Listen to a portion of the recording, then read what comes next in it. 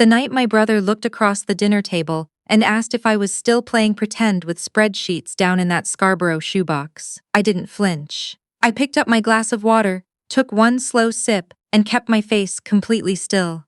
My sister-in-law let out a sharp little laugh from behind her burgundy. Then my father pushed back his chair, stood up, and said he had something to announce. Something that was supposed to leave me humiliated, broke, and utterly dependent on people who had spent a decade reminding me exactly how little I mattered. He had absolutely no idea what I had built while he was busy admiring my brother. Before I get into what happened that night, let me know where you're listening from in the comments. Hit like and subscribe if you've ever been underestimated by the people who were supposed to love you most. My name is Paige and I'm 29 years old. I grew up in Etobicoke in a solid brick house near the lake that always smelled like my father's coffee and my mother's lavender hand lotion. My father ran a property management company. Nothing flashy, just a portfolio of rental properties scattered across the west end of Toronto that he'd built up over 30 years of early mornings and careful decisions. My mother worked part-time at a physiotherapy clinic and spent the rest of her time making sure the house ran smoothly, and my father's ego ran even smoother. My brother was 3 years older than me. He was the one everyone watched, the one my father's eyes tracked whenever he entered a room. Growing up, I was the quiet one, the bookish one, the one who got good grades but not the right kind of attention. I studied finance at the University of Toronto, graduated into a market that was brutal, and took a junior analyst position at a small firm on Adelaide Street, telling myself it was temporary.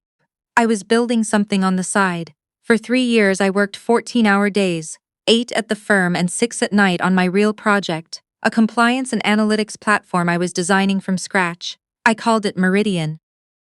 My brother, meanwhile, had landed a position at a Bay Street wealth management firm through a contact of my father's. He was charming and he knew how to work a room. He also knew how to borrow ideas. 3 years ago, at a family dinner, not unlike the one I'm about to describe, I made the mistake of sharing something I was working on, an algorithmic audit tool that could detect irregular trading patterns in real time, something that compliance officers at investment firms desperately needed. I was excited. I trusted the people at that table. 2 weeks later, my father called to say he'd connected my brother with some of his business contacts because my brother had pitched them a brilliant idea for a fintech tool. I went cold. I asked what kind of tool. My father described my software back to me, word for word, using my brother's voice. When I tried to explain that the idea was mine, that I had spent 18 months on it, my father told me I was being oversensitive. He said my brother had probably come up with the same concept independently. He said I should be proud the idea had legs. He said I needed to learn how to support my family instead of making everything about myself. I swallowed every word of that. Then I went home and rebuilt Meridian from the ground up, alone, in silence, making absolutely sure no one at that dinner table would ever see it coming. By the night of the family dinner I mentioned at the beginning, Meridian Analytics had been operating quietly for 2 years, as one of the most discreet financial compliance platforms in the country. We had 17 mid-size and large investment firms as clients, including, as it happened, the Bay Street firm where my brother had just been promoted to senior partner. He didn't know. Our contracts ran through a numbered company. The invoices went to their IT procurement department. My name appeared nowhere on anything they ever received. I still kept my cover. I still went to work every morning at the analyst firm, still drove a sensible used Honda, still lived in a 1-bedroom in Scarborough that I let my family believe I could barely afford. Not because I was embarrassed by it. Because I needed them to keep underestimating me for exactly as long as it took. The family dinner was at my parents' house in Etobicoke. My mother made roast chicken and a lemon tart. My father opened a bottle of Ontario Red he'd been saving for something. My brother and his wife arrived 20 minutes late in a new BMW, wearing matching expressions of absolute self-satisfaction. My sister-in-law had on a silk blouse I recognized from a Holt Renfrew window display. My brother wore a blazer over a Henley, which was his way of signaling he was relaxed and successful simultaneously. They sat across from me. My sister-in-law glanced around the dining room, let her eyes land on me, and smiled with her mouth but not her eyes. "Still in Scarborough?" she asked. "I thought you were looking at a place in the Junction last year." She said it, The way people say things when they already know the answer and just want to watch you confirm it. Still there, I said. I reached for my water glass. My brother leaned back and rolled his wine around. How's the data work going? He said, still crunching numbers for, what was it, the insurance guys? He knew exactly where I worked, he just liked making it sound smaller. Same as always, I said. Neither of them got what they wanted from me. My face didn't change, I didn't defend myself or correct him. My silence frustrated them far more than anything I could have said. My father waited until my mother had started clearing the first plates before he stood and tapped his glass. He didn't look at me when he spoke. He looked at my brother. He said he was beginning the formal process of transferring the operational management of his real estate portfolio to my brother. He said my brother had the head for it and the drive for it and that he'd been thinking about this for some time. He said he wanted to see the portfolio in good hands before he got any older. Then he finally looked at me and said, not unkindly but not kindly either, that he knew this wasn't my area, that I'd always been more comfortable with corporate work, and that he hoped I understood it wasn't personal. What he didn't say was that the portfolio was worth approximately $3.2 million in equity. What he didn't say was that by handing the management to my brother, he was setting the stage for my brother to inherit everything. Because my brother would control the cash flow, the decisions, the relationships with tenants and lenders. What he didn't say was that he was doing this 2 weeks after my brother had quietly asked him to, which I knew because my mother had mentioned it in passing on the phone, not realizing she'd let something slip. I set my napkin on the table, folded it neatly, and smiled. I understand, I said. Congratulations. My brother looked slightly disappointed that I hadn't made a scene. My sister-in-law looked exactly the same way. I drove home through the city that night with the window cracked. It was October and the air smelled like wet leaves and Lake Ontario somewhere behind the skyline. I felt something settle in my chest. Not grief exactly, more like a decision solidifying into something permanent. When I got home, I didn't go to the Scarborough apartment. I drove to my actual home, a condo I owned outright in Liberty Village, 14th floor, view of the lake on a clear morning, and a home office that looked like a small tech company had taken up residence inside it. 3 monitors, a secure server, a standing desk ordered from a manufacturer in Waterloo. I made a cup of tea and called Miriam. Miriam was my financial advisor, and the only person outside my company who had known the full scope of Meridian from the beginning. She was sharp, careful, and deeply unimpressible, which was exactly what I needed. I also called Harrison, my corporate attorney, a man with the rare gift of anticipating problems before they introduced themselves. They both answered. I told them about the dinner. Miriam asked the question I knew she would ask. How exposed is your brother? I told her I didn't know yet, but I had a feeling we were about to find out. 3 days later, I found out. Meridian's compliance monitoring flagged an unusual application through one of our subsidiary lending products. A short-term bridge loan facility we offered to small investment operators needing liquidity between reporting cycles. The application was for $400,000. The collateral listed was a portfolio of residential rental properties in Toronto's West End. I recognized the postal codes before I recognized the applicant's name. It was my brother. I opened the full file, his cryptocurrency trading account, the one he had been concealing from his firm's compliance team for 8 months, had taken catastrophic losses. The market had moved against him fast. He owed money to 3 separate private investors who were growing impatient, and he was 23 days from his firm's internal audit cycle. If the audit ran and the losses appeared on any connected account, he would be terminated. He was trying to cover the losses before anyone looked. The collateral he had listed was my father's property portfolio. He had not told my father. The properties weren't in my brother's name. He had listed them anyway, which meant he had either forged a consent document or was planning to. Harrison confirmed after reviewing the file that this constituted fraudulent use of third-party assets. Financial elder abuse under Ontario law and potentially criminal fraud under the Criminal Code of Canada. FINTRAC would want to know about it. I sat with that information for a moment, then I told Harrison to approve the loan. He went quiet the way people do when they are deciding if they heard you correctly. I explained what I needed him to embed in the loan agreement. A domestic retention clause, buried in the performance covenants on page 11, requiring all disbursed funds to remain in a Canadian financial institution for the full term. Any transfer to a foreign account would trigger immediate default and forfeit all pledged collateral. Harrison started typing. He said quietly that my brother's crypto debts were held through a Cayman Islands account. He said if my brother received the funds and tried to cover those debts, he'd violate the covenant automatically. I told him I knew. My brother moved fast. The funds arrived in his account on a Wednesday morning. By Wednesday afternoon, he had wired everything offshore to cover the Cayman position. The covenant triggered the moment the transfer cleared. Every asset he had pledged went into immediate default. Harrison filed the requisite notices with the provincial registry. Miriam's team contacted FinTrack. The assets were frozen. We were 10 days away from the party. My sister-in-law had been planning it for a month, a dinner party at their home in the East End, to celebrate my brother being named senior partner. They had hired a caterer and sent out cream-colored invitations that arrived by physical post, which I thought was a bit much, but that was very much her way of doing things. I dressed in a plain navy dress from a department store and drove my Honda to a house I had passed twice without realizing my brother owned it. The party existed to confirm the host's sense of arrival.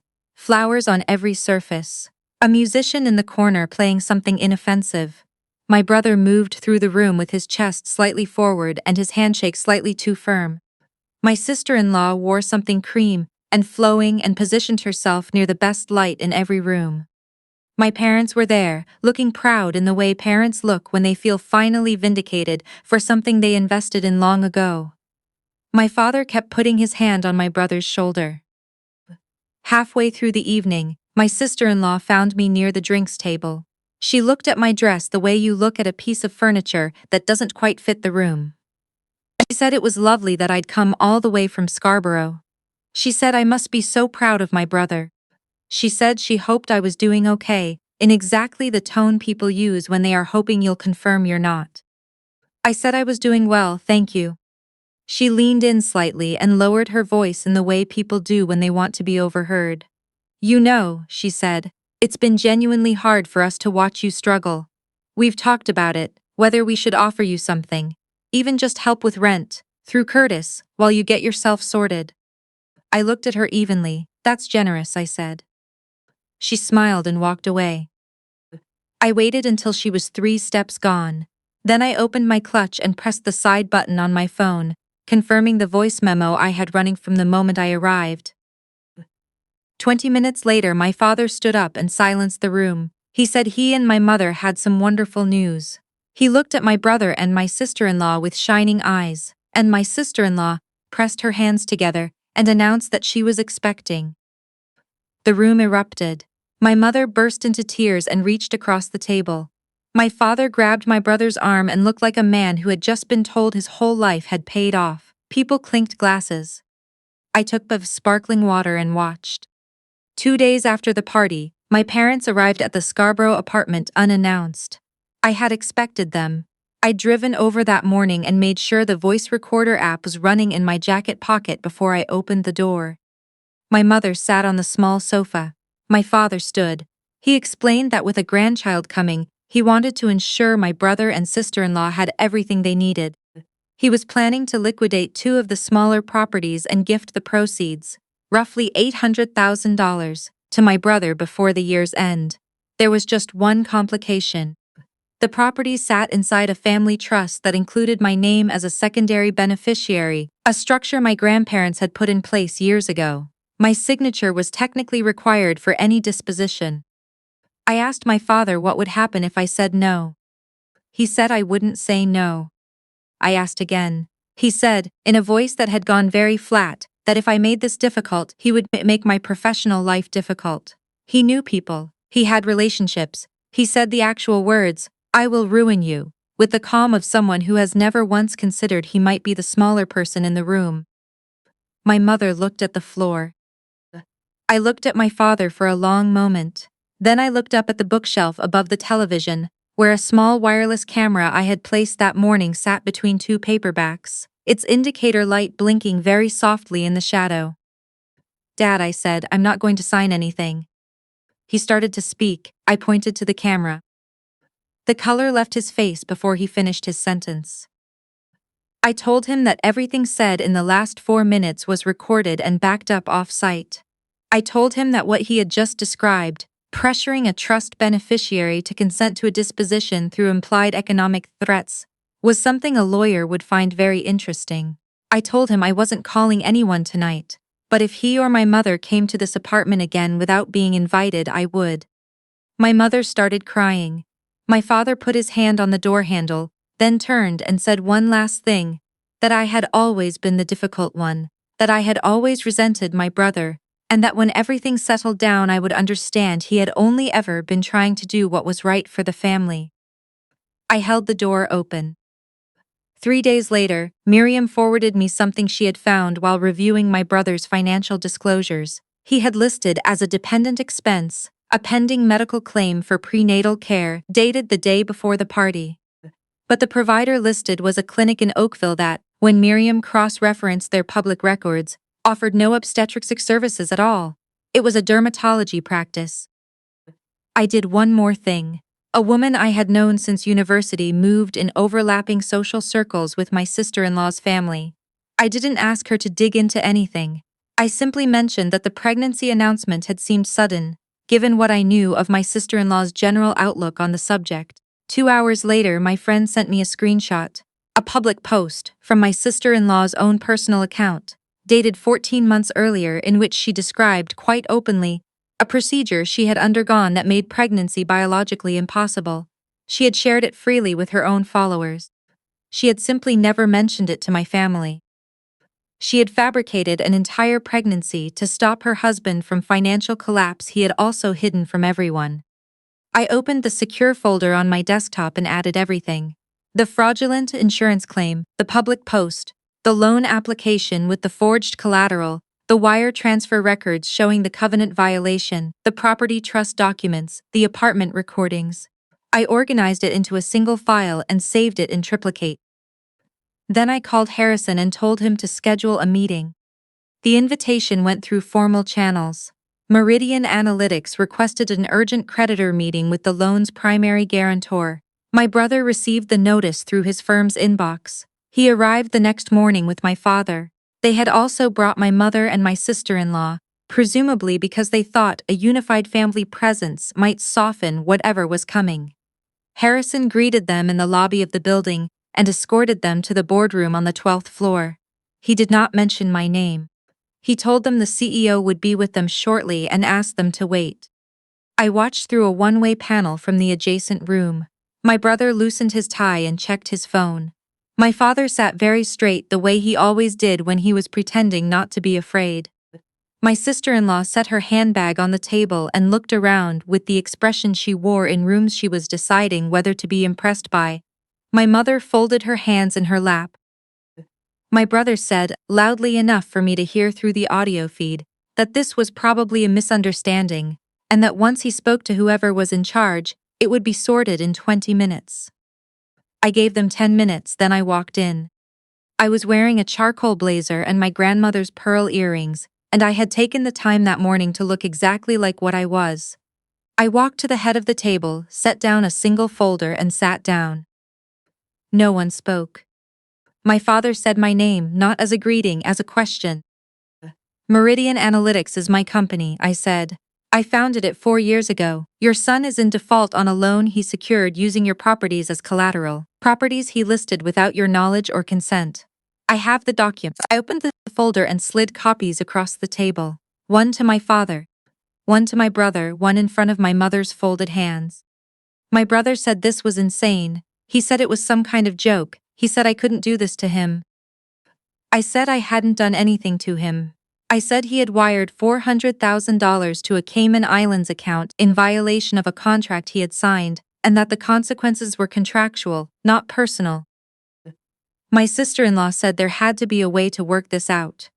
She reached for my brother's hand and said that with everything happening with the baby, surely I could see how much pressure they were both under.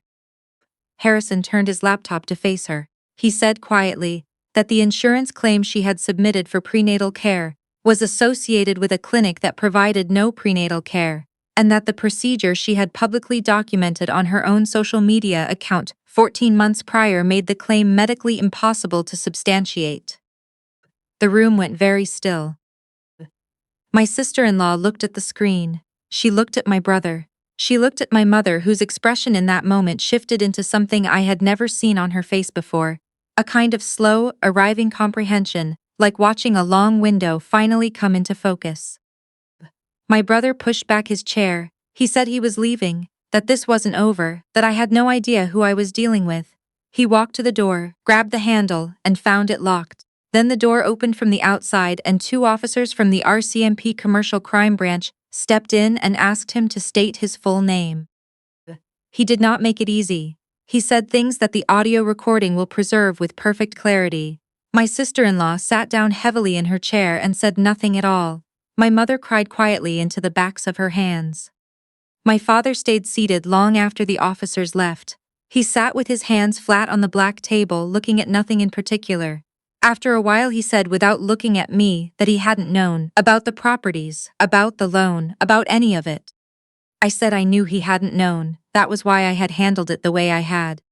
He said he didn't understand how I had built all of this. He gestured at the room, the company, all of it, without him ever seeing any of it.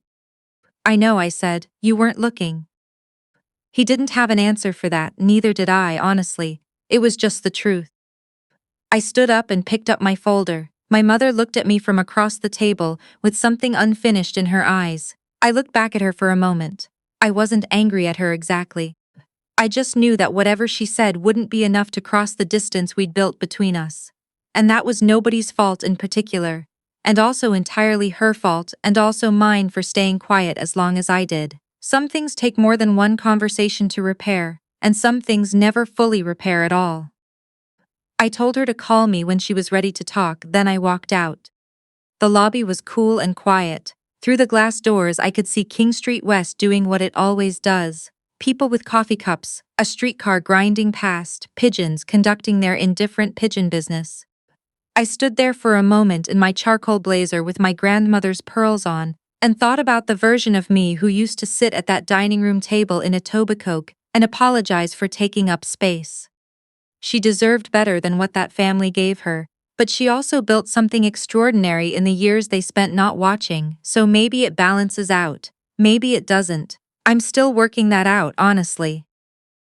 What I know for certain is this: the people who love you conditionally are not loving you, they are managing you, and the day you stop needing to be managed is the day you become someone they don't recognize, which can feel, at first, like a kind of loss, until you realize it was never really a home.